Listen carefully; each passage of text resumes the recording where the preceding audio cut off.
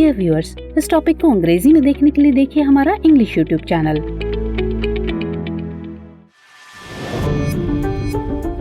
नमस्कार, दृष्टि आईएएस के टू द पॉइंट प्रोग्राम में आपका स्वागत है। आज हम बात करेंगे अल्पसंख्यक के दर्जे के बारे में। सबसे पहले जान लेते हैं कि यह विषय चर्चा में क्यों है।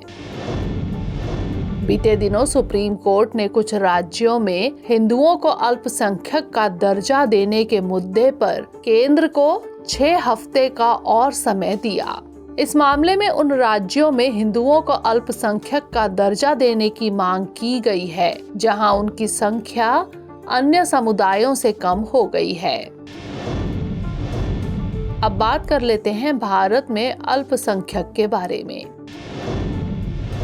अल्पसंख्यकों का संविधान में कहीं भी स्पष्ट उल्लेख नहीं है।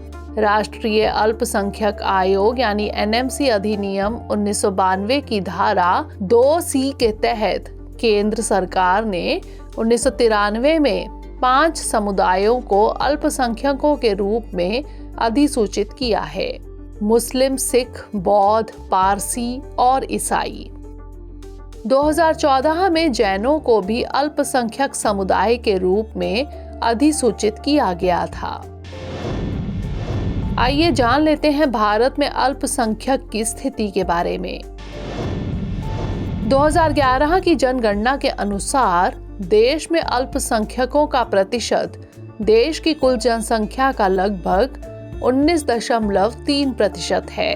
अल्पसंख्यकों की आबादी है: मुसलमान 14.2%, ईसाई 2.3%, सिख 1.7%, बौद्ध 0.7%, जैन 0.4% और पारसी 0.006%।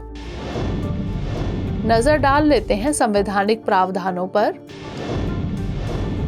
अनुच्छेद 29 अल्पसंख्यकों के हितों के संरक्षण से संबंधित है। अनुच्छेद 30 शिक्षा संस्थानों की स्थापना और प्रशासन के लिए अल्पसंख्यकों के अधिकार से संबंधित है। टीएमए पाई मामले 2002 में सुप्रीम कोर्ट ने कहा था कि अनुच्छेद 30 के प्रयोजनों के लिए राज्य स्तर पर धार्मिक और भाषाई अल्पसंख्यकों की पहचान करनी होगी। बात करें अनुच्छेद 350A की, तो इसके मुताबिक राष्ट्रपति द्वारा नियुक्त किए जाने वाले भाषाई अल्पसंख्यकों के लिए एक विशेष अधिकारी होगा। भाषाई अल्पसंख्यकों के लिए प्रदान किए गए सुरक्षा उपायों से संबंधित सभी मामलों की जांच करना विशेष अधिकारी का कर्तव्य होगा। आइए नोट कर लेते हैं आज का अभ्यास प्रश्न। वर्तमान भारत में निम्नलिखित में से कौन सा समुदाय अल्पसंख्यक के रूप में शामिल है? 1 जैन, 2 सिख, 3 बौद्ध, 4 पारसी, 5 ईसाई। दिए गए कूट का प्रयोग कर सही उत्तर चुनिए। केवल 1, 2 और 5, केवल 2, 3, 4 और 5, केवल 1, 2, 3 और 4, या फिर 1, 2, 3, 4 और 5। इसका उत्तर हमें कमेंट सेक्शन में जरूर भेजिएगा। अगले सेशन में किसी नए टॉपिक के साथ मिलेंगे।